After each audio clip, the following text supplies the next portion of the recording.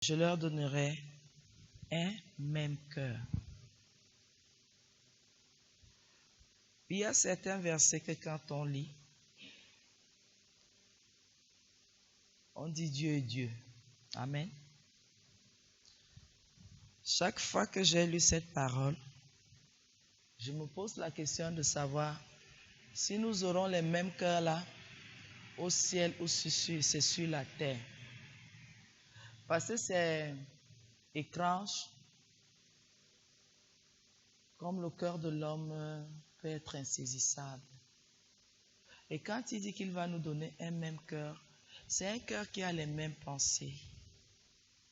Un cœur qui est tourné vers les mêmes choses.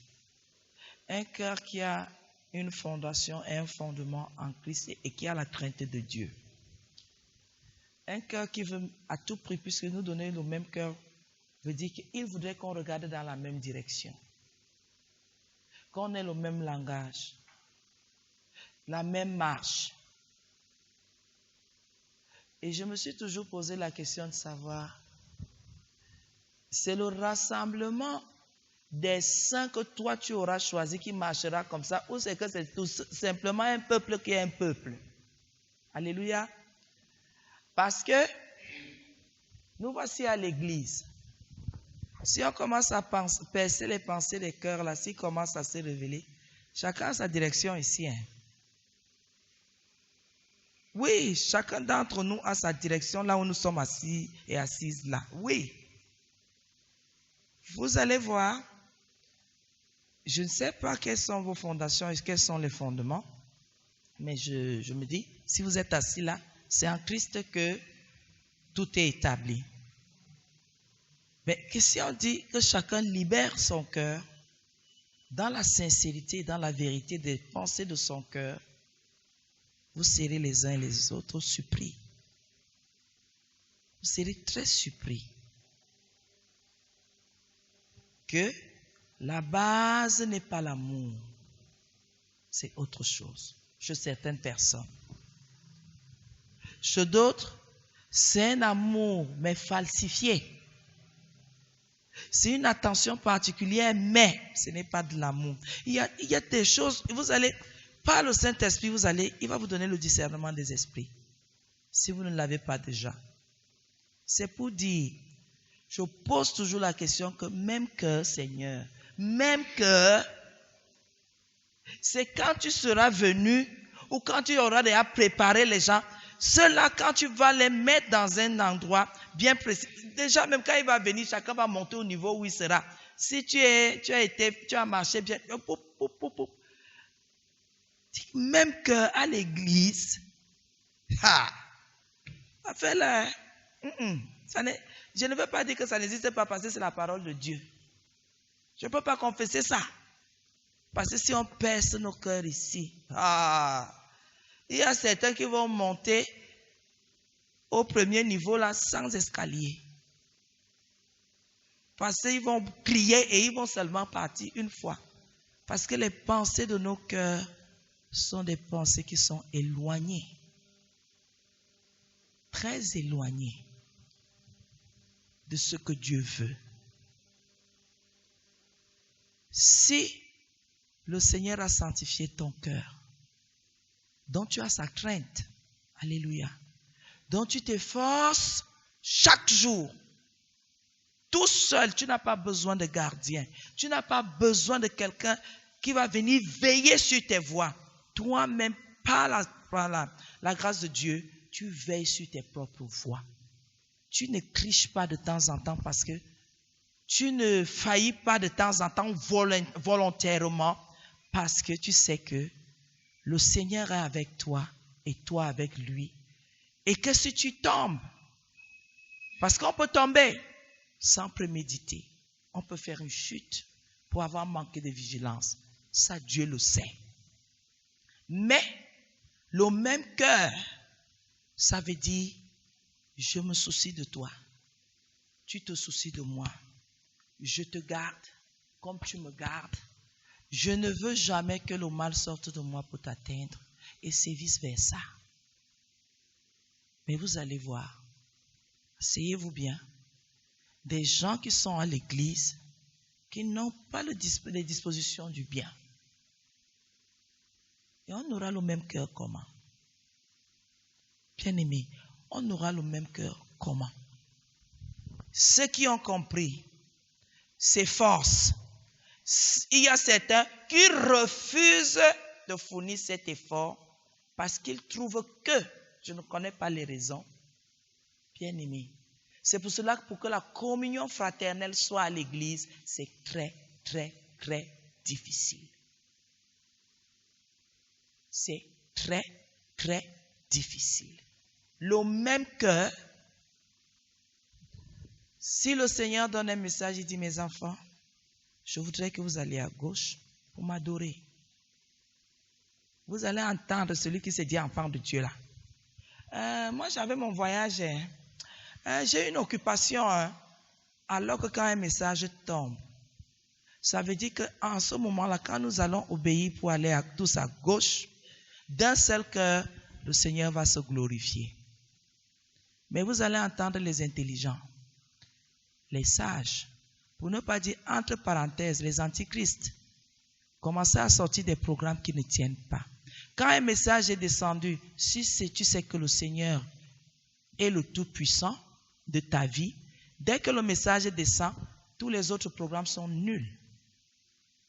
Pourquoi?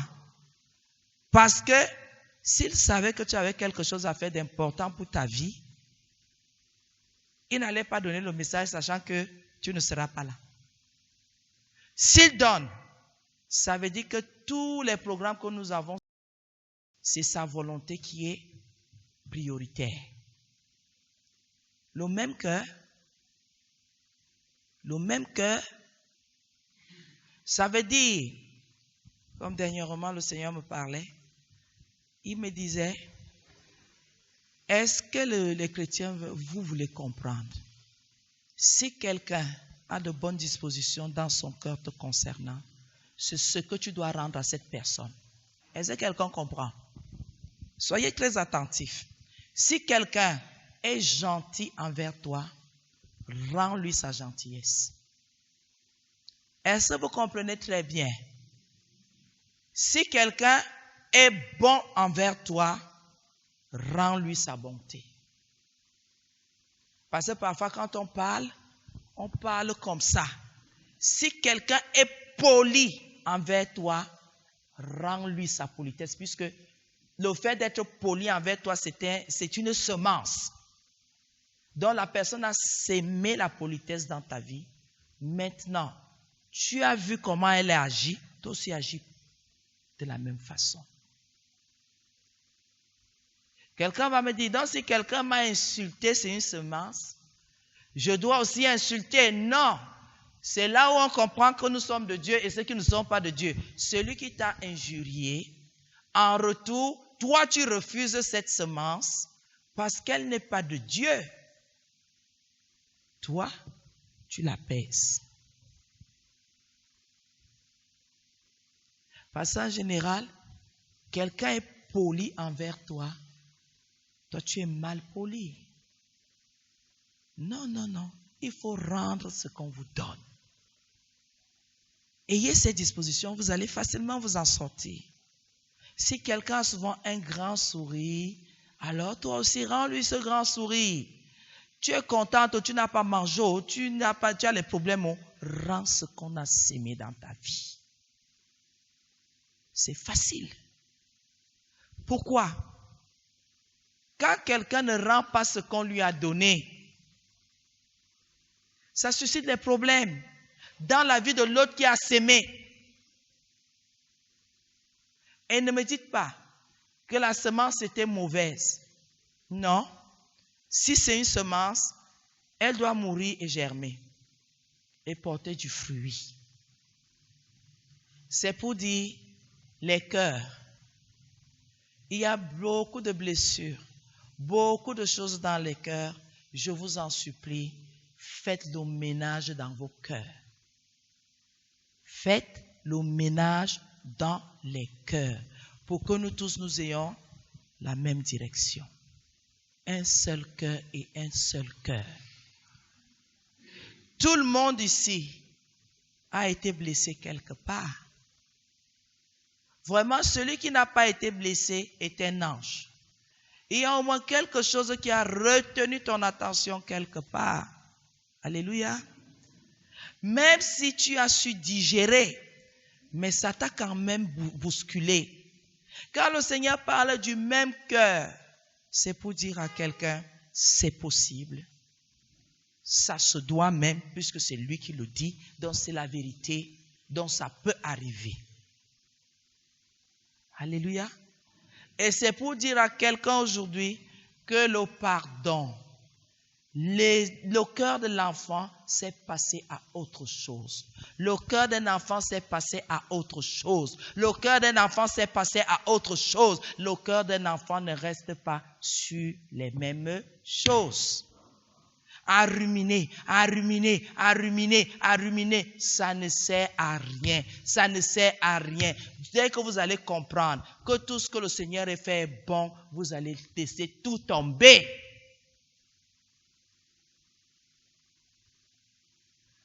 Pourquoi vous regardez aux hommes?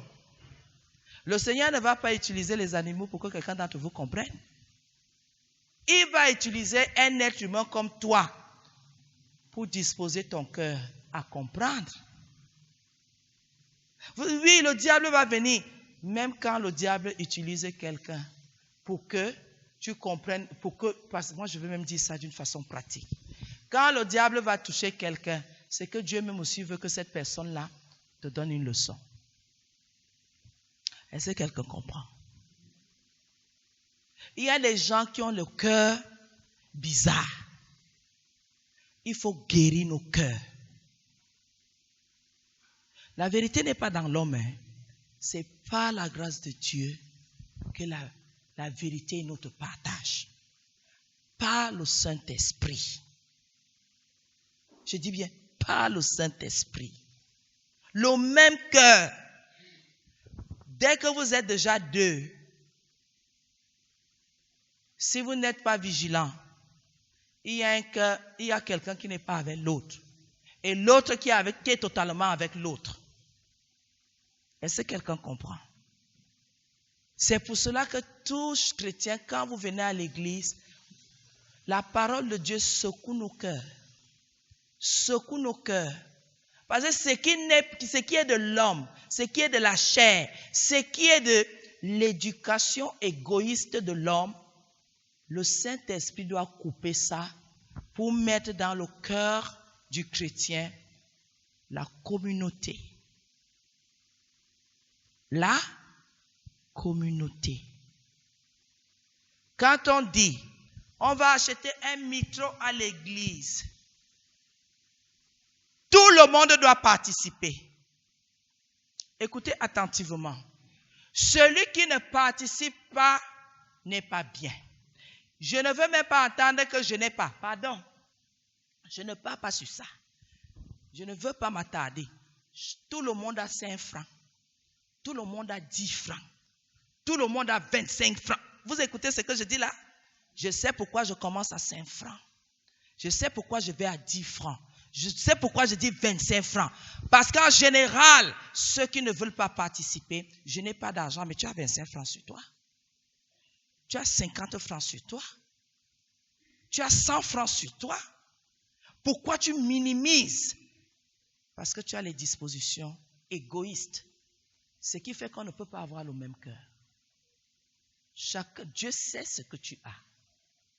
Et ce que tu vas donner, il sait que c'est ce que tu donnes de bon cœur. Et avec joie. Ça ne te rend pas Christ. Mais quand tu refuses, les gens vont voir comment. Ce ne sont pas les yeux des gens. C'est le regard du Seigneur qui est important. Celui qui a 100 000, Dieu l'a béni. Celui qui a 100 francs, Dieu l'a béni. Celui qui a 25, Dieu l'a béni. Tout le monde ne peut pas être au même niveau dans la vie. Alors chacun fait avec ce qu'il a pour que la communauté évolue. Mais si toi, tu trouves que non, c'est ridicule, c'est une façon aussi de dire au Seigneur, ta bénédiction est ridicule dans ma vie. Je veux donner 50 francs alors que les gens donnent 5 000 comment? Tu vis déjà par rapport. Tu n'es plus dans le contentement. Ton cœur n'est plus le même que celui de tous les autres. Quand la Bible dit dans Ézéchiel ici, quand la Bible dit, je leur donnerai un même cœur. Moi, je pose toujours la question que Seigneur, tu as donné ou tu attends encore? Parce que les cœurs que moi je vois à l'église ne sont pas les cœurs clairs. La crainte n'est pas là-dedans. Et Satan se croise les bras pour montrer du doigt les autres. Et ils peuvent faire, non? Tu es enfant de Dieu ou pas? Tu as été appelé ou pas? Toi aussi, tu as le Saint-Esprit, tu le recevras ou pas? Pourquoi quand il faut parler en langue, tu ne dis pas que les autres parlent et que le Seigneur interprète? Toi, tu es seulement là pour écouter. Pourquoi aussi tu as besoin de parler en langue? Pourquoi tu veux prophétiser? Pourquoi tu veux avoir l'Esprit de Dieu? Tout cela, il faut faire attention. Il nous donnera un même cœur. Donc, pendant que je me soucie de toi, toi aussi tu dois te soucier de moi. Pendant que nous sommes en train de dire, l'œuvre, on doit soutenir l'œuvre, on va faire ceci. Tout le monde doit avoir le même souci là. Ce n'est pas que certains doivent l'avoir, d'autres n'en ont pas. Non, ce n'est pas ça. Dans une maison où nous savons que les intérêts sont communs, si on achète un savon, nous tous nous aurons le savon, nous allons l'utiliser. Je ne sais pas pourquoi certains doivent s'abstenir de participer pour payer ce savon. Alléluia. Quand on dit qu'il y a prière, tout le peuple doit venir prier parce qu'à chaque moment, il peut arriver qu'un message du Seigneur arrive et tu n'es pas là. Tu ne le recevras pas. Tu n'auras pas cette recommandation. Le même cœur, c'est ça. Il y a réunion. Tu viens aux réunions. Tu viens aux réunions. C'est ça le même cœur. Le Seigneur n'a pas donné rendez-vous pour une minorité et une majorité le dimanche. Chaque jour qu'il y a réunion, ça veut dire que le Seigneur veut libérer un message pour son peuple. Il veut nous nourrir. Le même cœur, c'est ça. Si moi je viens, toi tu dois venir. L'autre doit venir. Pourquoi? Notre papa va nous parler. C'est une réunion familiale. Nous devons tous être là. Est-ce que quelqu'un comprend? C'est ça le même cœur. Mais je vois, non. Moi, je ne peux pas venir là-bas aujourd'hui. Pourquoi? Je suis fatigué. Tu n'as pas le même cœur. Tu n'as pas le même cœur. Non. Tu n'as pas reçu le cœur que nous, on a reçu. Que quand il s'agit de venir dans la maison de Dieu, on ne se retient pas. On ne dit pas qu'on est fatigué. Même quand on est malade, on se lève. Et on vient faire ce qu'il y a à faire. Même quand on est épuisé, on rampe parce que manquer à ce rendez-vous, ça ne passe pas. Vraiment, ça ne passe pas. On est mal à l'aise. On est triste. Parce qu'on se dit, est-ce que les autres, ça ne va pas les décourager? Est-ce que ce n'est pas une occasion de chute, d'en n'avoir pas été là? Le même cœur, c'est que je t'aime, comme toi aussi, tu dois m'aimer. Et c'est au niveau de l'amour que ça ne donne pas. Et quand on aime les gens, on ne participe pas à leur chute. On ne dit même pas un mot déplacé. Parce que quand on dit, c'est que même devant la personne, tu vas lui dire, voilà ce que j'ai dit. Parce que je t'ai vu faire ça. Parce que même dire certaines choses aux gens, c'est de l'amour. Tu vois quelqu'un en train de commettre un vol. Cours et attrape sa main, tu lui dis, tu lâches ça. Remets. La personne n'a pas vu. Jette au sol et appelons cette personne qui récupère ses affaires. Ne fais plus ça. Que de regarder, de dire, les chrétiens, regardez l'autre là. Et il dit qu'il prophétise à l'église. Le diable tente d'une façon comme d'une autre. Pendant que l'autre est en train de faire, toi tu es en train de commenter. C'est toi qui es en mauvaise posture. C'est toi que le diable a plus pris que l'autre. Je vais vous expliquer. Vous ne commettez pas l'acte, mais vous laissez l'autre dans la chute. Il tombe. Et en plus de ça, vous vous moquez. Et pendant que vous vous moquez, vous blasphémez contre l'Esprit de Dieu. Et il dit même qu'il prophétise. Et regardez ce qu'il fait. Non. Dans l'amour, tu prends sa main et tu lui dis non. Remettez. Excusez-moi. Excusez-nous. Il a pris votre truc, il va vous remettre. Tenez, vérifiez, tout va bien. Oui, merci. On s'en va. Alléluia. C'est ça l'amour. Je ne veux pas te voir en train de crier, de te tordre de douleur. Et j'ai dit, ça va aller, hein? Ça va aller. Je vais m'arrêter. Je veux te demander, qu'est-ce qui ne va pas? Je suis malade. Depuis quand? Est-ce que tu es allé voir le docteur? Est-ce que tu prends des médicaments? Dès que tu finis, je dis, bon, nous allons prier d'abord. Et après, nous verrons. Alléluia. C'est ça. Je vous donnerai un même cœur. Et je voudrais que ce souci que j'ai, le jour que tu me trouveras aussi, c'est une semence. Que tu te soucies de moi. Que tu ne prennes pas de chemin détourné pour t'éloigner. Parce que tu trouves que, non, que moi je veux lui donner quoi? Ça, c'est la méchanceté. Ce souci commence d'abord. C'est comment? Tu as mal. C'est déjà ça. Et qu'est-ce que je peux faire? Ce souci ne commence pas sur l'argent. Le partage, poser des questions, c'est déjà ça. Ça montre que tu t'intéresses. Ça montre que tu as remarqué quelque chose dont tu fais attention. On aura le même cœur quand. Mais vous allez voir des gens, ce n'est que leur intérêt. Maman, il y a telle chose. Maman, il y a telle chose. Maman, il y a telle chose. C'est là où je pose souvent la question que est-ce que vous savez aussi que je suis un être humain? Qu'il y a parfois, je prie pour vous. Moi-même, je suis dans la détresse, je suis dans la maladie. Mais je ne peux pas vous dire. Pourquoi? Parce que le fait de le dire, c'est que la qualité qu'elle m'a répondu au téléphone, vous ne vous souciez pas de ça. Ça ne vous intéresse pas. Et pendant que parfois vous appelez, vous ne vous imaginez pas peut-être que j'ai tellement travaillé et que je suis peut-être dans un petit sommeil.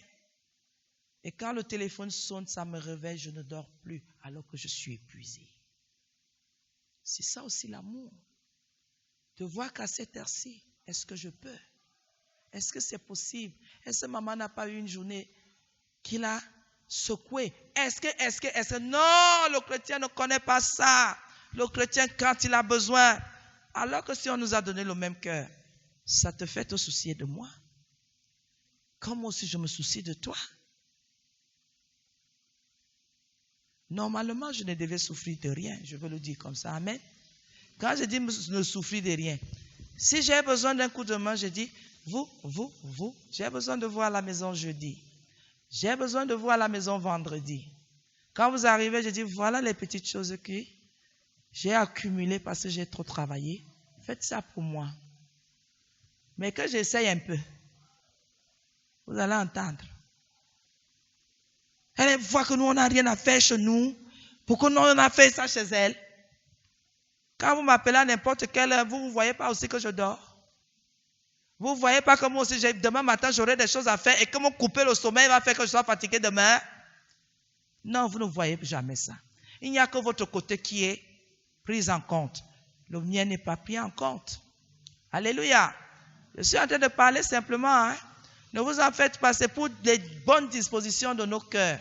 Si moi, je ne peux pas vous demander certaines choses, pourquoi vous venez me demander ces choses-là?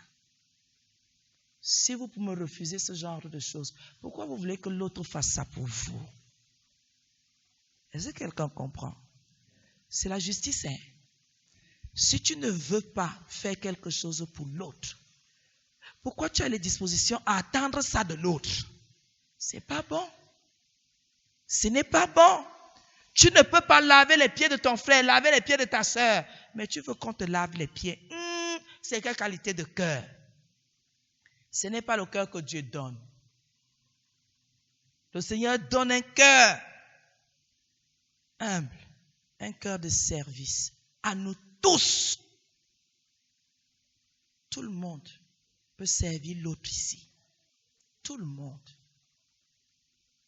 Mais il y a certains qui ont décrété dans leur vie qu'eux, ils sont au service. Les autres doivent être à leur service, mais pas eux au service des autres. Nous continuons. Hein? Et je pose la question. Le Seigneur dit, je leur donnerai un même cœur. C'est le cœur de quoi? C'est le cœur de Dieu. C'est sa façon de voir, sa façon de penser, sa façon d'agir, sa façon de faire les choses. Nous allons recevoir le même cœur là quand?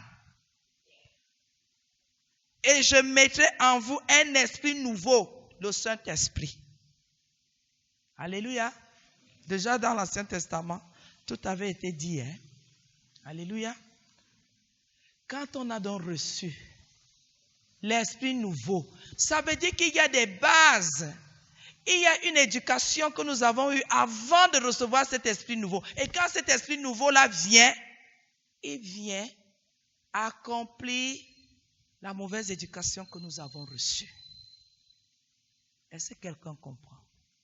Donc, quand tu reçois l'Esprit de Dieu, c'est une nouvelle éducation qui commence dans ta vie. Et l'ancienne a été accomplie.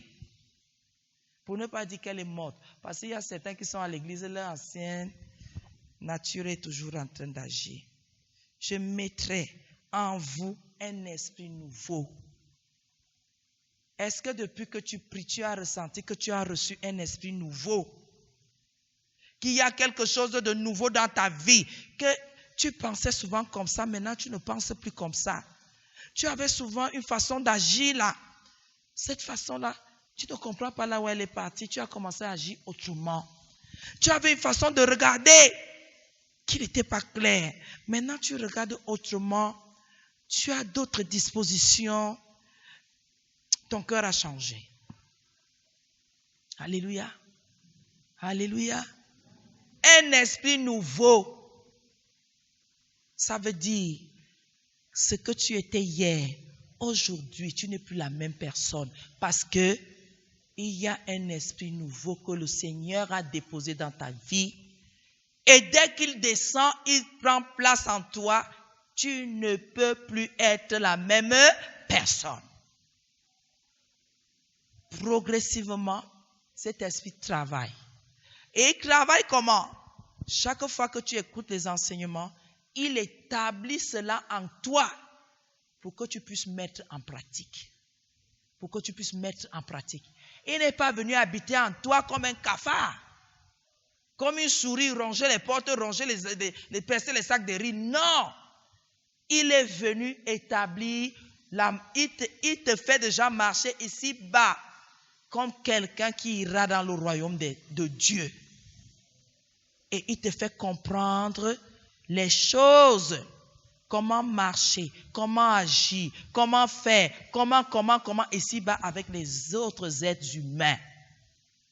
Tu n'as pas un esprit nouveau parce que certains se disent que l'esprit nouveau ce n'est que pour parler en langue. Non, ce n'est que pour prophétiser. Cet esprit nouveau, c'est le sceau, c'est le cachet de Dieu pour dire que tu lui appartiens. Et tu vas donc appartenir à quelqu'un, tu ne mets même pas un verset biblique en pratique. Tu ne le crains pas. Tu vas habiter chez qui? Tu peux habiter la maison de ta mère, de ton père, tu es têtu. Tu transgresses leur discipline, tu piétines et ils vont accepter. Mais Dieu, lui, n'est pas comme ça. Il n'accepte pas. Tu n'entres pas dans son royaume chargé avec les mauvaises actions. Il a précipité Satan et ses démons. Ce n'est pas toi qu'il va laisser monter. Tu ne monteras pas. Il ne veut plus de trouble dans son royaume. Un esprit nouveau. Est-ce que tu l'as reçu? Est-ce que tu as ressenti que tu l'as reçu?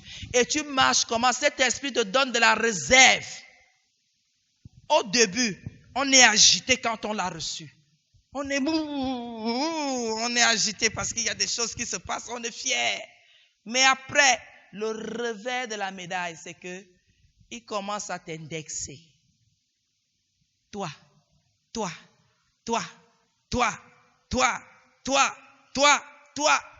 Pendant qu'il le fait, Parfois, tu résistes et tu dis que vous. Il dit non, jamais toi. Et que toi, repens-toi. Change ton cœur. Non, non, non, abandonne les œuvres de la chair. Non, non, non, non, n'insulte plus. N'aie plus de mauvaises pensées. Tu ne fais que dire, ainsi parlait l'Éternel. Abandonnez, abandonnez. Il dit jamais, je n'ai pas dit abandonner, j'ai dit abandonne. Abandonne, c'est à toi que je parle. C'est à toi que je parle. C'est à toi que je parle. Je ne parle pas aux autres. Parce que pour que tu sois un vase d'honneur, c'est toi que je dois d'abord guérir. Alléluia. Un esprit nouveau. J'ôterai de leur corps le cœur de pierre. J'ai pris des exemples précédemment. Quand on parle des choses de la maison de Dieu, certains se sentent étrangers. C'est que vous avez un cœur de pierre. Parce qu'on ne peut pas servir le Seigneur avec un cœur de pierre. Il touche ton cœur. Et ton cœur, ce n'est qu'à ce niveau-là que vraiment la parole de Dieu est extraordinaire. Ce n'est qu'à ce niveau-là que le Seigneur a enlevé la pierre pour mettre la chair. Est-ce que vous comprenez? J'ôterai de leur corps, donc de ton corps là, les cœurs endurcis là, les cœurs méchants là, qui ne veulent pas pardonner là. Non, non, on m'a fait beaucoup de mal. Non, non, laisse les gens. Plus que qui? Plus que qui? J'ai habité chez tel, il m'a maltraité, taisez-vous, laissez ça. Toi-même, tu réagissais d'abord comment? Tu avais quelle disposition? Parce que parfois, quelqu'un ne voit pas qu'il a des attitudes insolentes. Pour que ça ne prenne pas toute la maison, on est obligé de te fouetter à chaque moment pour te remettre sur le chemin. Et on m'a maltraité dans la maison là. Et ça fait même quoi si on t'a maltraité? Est-ce que c'était chez vous? C'était chez vous? Ce n'était pas chez vous. On a imposé aux gens là de te prendre. Alors, ils te fouettent. C'est leur vengeance. Tu fais quoi? Ça te dérange? Est-ce que c'est calé sur toi? Ça a fait de toi un enfant bien, non? Est-ce que ça n'a pas fait de toi un enfant bien? Certains sont restés têtus, ils sont devenus plus têtus, non? Ceux qui se sont entêtés, ils ont fui la maison. Vous êtes où? Ceux qui ont supporté, vous ne voyez pas que ceux qui ont supporté ont plus avancé que vous? Écoutez très bien. Quand un enfant est quelque part, qu'on te maltraite, qu'on te dole, qu'on ait beaucoup d'affection, quand ce n'est pas chez ton père et chez ta mère, baisse la tête, évolue. Ce sont les parents qui font les caprices de leurs enfants. L'oncle ne peut pas faire tes caprices, il va faire les caprices de ses enfants. La tante ne peut pas faire tes caprices, elle va faire les caprices de ses enfants, elle va accepter ça. Mais toi, elle te voit comme un démon dès que tu es entré là. Et elle cherche comment tu dois faire être au service de ses enfants. Donc, si tu as même le lit, bénis le Seigneur. Si tu as même le plat qu'on ne te sert pas dans tes mains, bénis le Seigneur. Si tu bois même de l'eau dans un gobelet, bénis le Seigneur. Parce que normalement, pendant que les autres dorment dans la grande maison, toi tu devais dormir dans la cuisine. Derrière, seul. Même si tu as 2 ans.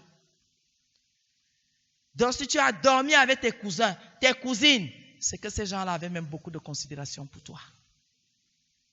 Vous entendez ça?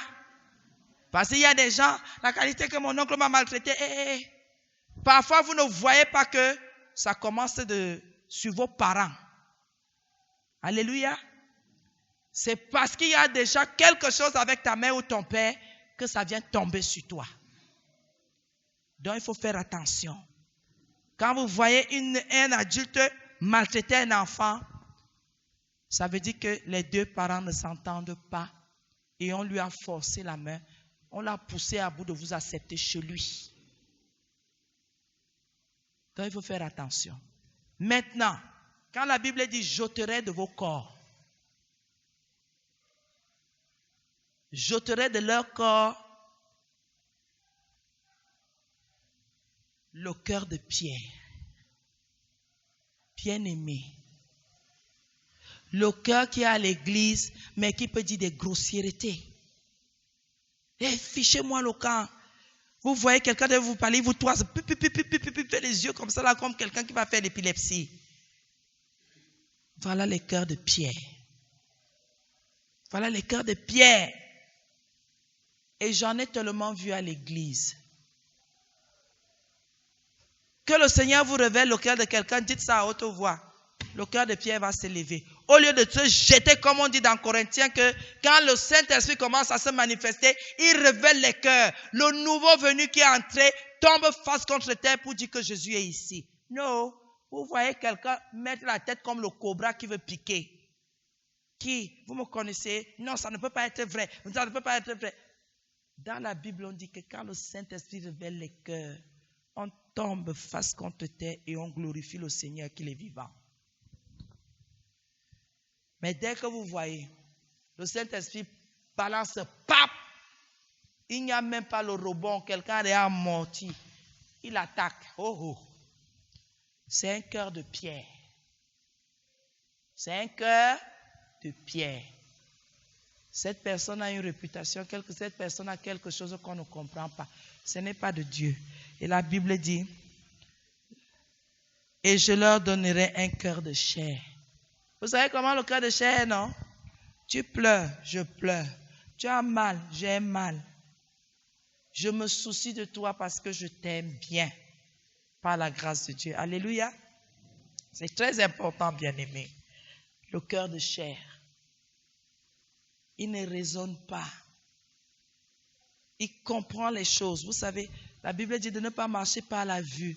Le cœur de chair, quand tu as un cœur de chair, dès que tu vois, il y a une émotion qui monte en toi. Il y a quelque chose qui se saisit de toi. Tu as compassion. Tu as compassion. Mais vous allez voir des gens qui ne connaissent pas la compassion. Jamais. Et il y a la compassion et la fausse compassion. Hein. Il y a des gens, tu sais que celui-ci fait semblant.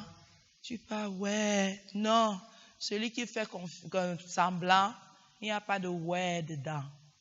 Dès qu'on te regarde, on tourne le dos, on n'a pas besoin de compassion là-bas parce que c'est un hypocrite, une hypocrite. On doit tout simplement faire les choses normalement. Ce n'est pas parce que tu pleures qu'on va le faire, c'est parce que Dieu veut qu'on le fasse. C'est pour cela, quand quelqu'un pleure beaucoup, détournez-vous d'abord. Il y a corruption dedans. Il y a corruption dedans. Allez réfléchir. Parce que le cœur de chair fait quoi? Tu es toujours disposé à faire du bien à quelqu'un. Et ceux qui viennent à l'église pour épier les saints savent ça. Dans l'église là, leurs cœurs de pierre ont été transformés en cœur de chair. Ils commencent à venir entrer en vous. Les plaintes, les plaintes, les plaintes. Stoppez ça net. Nul ne se plaint avec justice. Il n'y a point de vérité là-dedans. Les gens qui se plaignent là, se plaindre, arrêtez net que non, ce que tu fais là n'est pas de Dieu. Si tu as cru, et aussi la patience, non? Ceux qui se plaignent, c'est parce qu'ils sont impatients.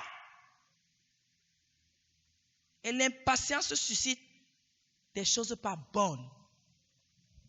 Dans les cœurs des autres et dans votre propre vie.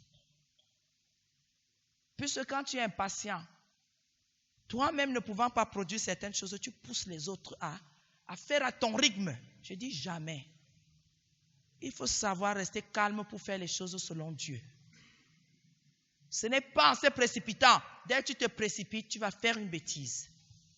Tu vas dire ce qu'il ne faut pas dire et tu vas faire ce qu'il ne faut pas faire et tu auras besoin de repentance après. On ne se précipite pas.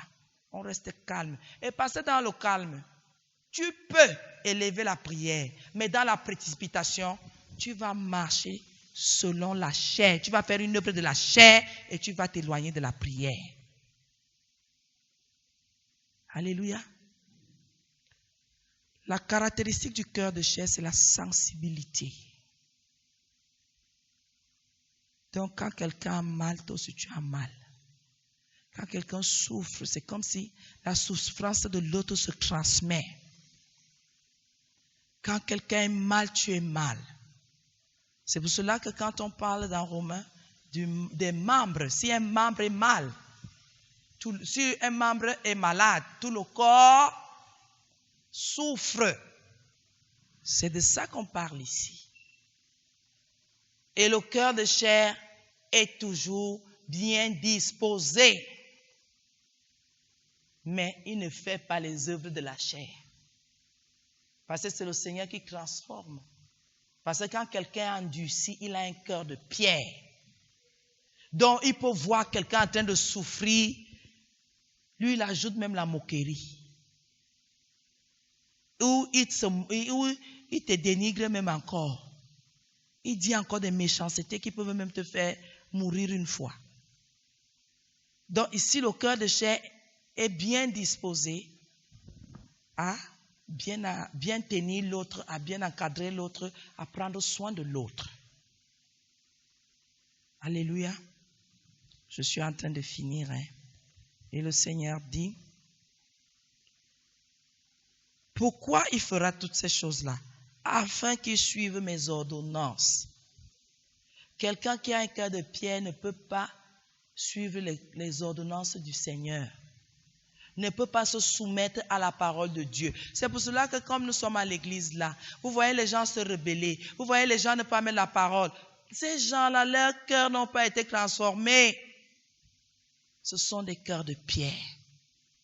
Parce que ceux qui ont été touchés, les commandements du Seigneur sont leur partage et ils s'efforcent à les mettre en pratique. Alléluia. C'est pour qu'ils suivent les commandements et qu'ils observent et pratiquent mes lois. Qu'ils observent. Donc, tu marches avec précaution pour ne jamais transgresser volontairement. Que tu ne prémédites pas le mal. Que tu ne sois pas dans un groupe de calomnie. Que rien de bizarre ne sorte de toi. Que tu ne sois pas une occasion de chute pour les autres. Que tu sois une bénédiction pour tous ceux qui te voient, pour tous ceux qui t'approchent, pour tous ceux qui te parlent. C'est pour cela que tu reçois un esprit nouveau. C'est pour cela que le Seigneur nous donne un même cœur. C'est pour qu'on puisse mettre la parole de Dieu en pratique. Pour dire à quelqu'un aujourd'hui, si quelqu'un ne met pas la parole de Dieu en pratique, son cœur est endurci. Donc, c'est un païen. Il n'a pas cru. Les gens qui viennent à l'église, ils ont un visage. Quand ils sont au quartier, ils ont un visage. Quand ils sont dans leur famille, ils ont un visage. Quand ils sont avec leurs collègues, ils ont un visage. Ils ont multi-visages. Ce sont des païens. Conclusion, ils n'ont pas cru. C'est pour cela que quand nous sommes dans la maison de Dieu, il y a un genre de choses, pardonnez-moi de le dire, quand je vois quelqu'un faire, j'entends quelqu'un dire, moi je ne t'approche plus. Tu dois croire en Christ. Je ne t'approche pas parce que tu as une occasion de chute. Ce n'est pas la discrimination. Il ne faut pas mentir. Il y a des choses qui ne doivent pas sortir de la bouche d'un enfant de Dieu. Je suis désolé de le dire. Il y a des choses qui ne doivent pas sortir. Quand les méchancetés sortent de la bouche d'un enfant de Dieu, il faut faire attention. Il y a un problème. Il y a un problème. Le diable est en train de se glorifier. C'est pour cela qu'entre vous, dans le peuple là, si vous ne vous abstenez pas de faire un genre de choses, si chacun ne veille pas sur ses voies, vous allez vous rendre compte que tu es même venu avec un peu de foi, parce que tu côtoies tel et tel autre, ta foi a fait naufrage. Ta foi a fait naufrage. ça ne se fait pas. La foi est personnelle. Ta carte d'identité n'est pas commune. Elle est individuelle. C'est ta carte. Ton identité spirituelle est individuelle. Les œuvres, ce sont tes œuvres. Ce n'est pas tes œuvres que le Seigneur va te sauver ou il va décréter dans ta vie que tu as été justifié. Ce ne sont pas les œuvres communes. Il y a un travail personnel que nous faisons. Maintenant, la communauté peut en profiter. Ne croyez pas que la communauté viendra faire tout le travail. Jamais. Il y a un travail que chacun d'entre nous doit d'abord faire personnellement. Mais nous avons oublié ici que c'est ça le processus. Que chacun fasse d'abord le travail à son niveau. Parce que quand tu viens intégrer la communauté, tu trouves que beaucoup de gens ont déjà fait ce travail personnel, tu viens te camoufler. Ça ne se passera plus comme ça. Maintenant, si on a reçu le même cœur, quand quelqu'un nous montre un autre cœur que celui que Dieu nous a donné, nous prenons cette personne et nous lui demandons de quel cœur il s'agit. Il faut identifier le cœur là. Vous allez juger, mais c'est dans le but d'avancer. C'est dans le but de se sentir en sécurité dans la famille de Dieu. C'est dans le but d'éveiller les uns sur les autres. Est-ce que quelqu'un comprend? Dès que tu sors un cœur qui a les clignotants, on demande qui a mis les clignotants. Tu sors un cœur égoïste et bizarre, on te demande que c'est quelle qualité de cœur. Tu es d'abord en quarantaine. Tu pars. Avec ton cœur, tu n'es pas bien parmi nous. Tu pars en paix, pas seulement en paix. Même si tu diffames, Dieu connaît. C'est lui qui va juger de toutes choses. On fait asseoir, on dit que le cœur si. Parce que c'est mauvais de dire, je suis dans telle assemblée et de diffamer cette assemblée. Ça, c'est un mauvais cœur. Ça, c'est un cœur que Dieu n'a pas donné. Donc, tu n'as pas. Qui peut diffamer sa maison? Comme vous voyez là, ma maison a 2 tôles percées et la charpente est même penchée. Qui peut raconter ce genre d'histoire? Tout le monde veut que sa maison, doit vanter sa maison, même si quelqu'un ne dit rien. Mais dans son cœur, c'est que chez moi, je suis en haut. Moi, je suis en haut. On ne diffame pas. Parce que le même cœur, on défend le même intérêt. Toutes les églises ont des problèmes. S'il y a un problème ici, qu'on s'asseye et qu'on le traite. Et que ce soit selon la justice de Dieu. Alléluia. Pourquoi? Le but, c'est que on veille les uns sur les autres. Le but, c'est que Christ soit établi dans nos vies. Le but, c'est que nous ayons la vie éternelle. Et la Bible dit pour finir, parce qu'il reste juste une phrase, pour dire, afin qu'ils suivent mes ordonnances et qu'ils observent et pratiquent mes lois, et ils seront mon peuple et je serai leur Dieu. Alléluia. Alléluia. Que le Seigneur nous bénisse.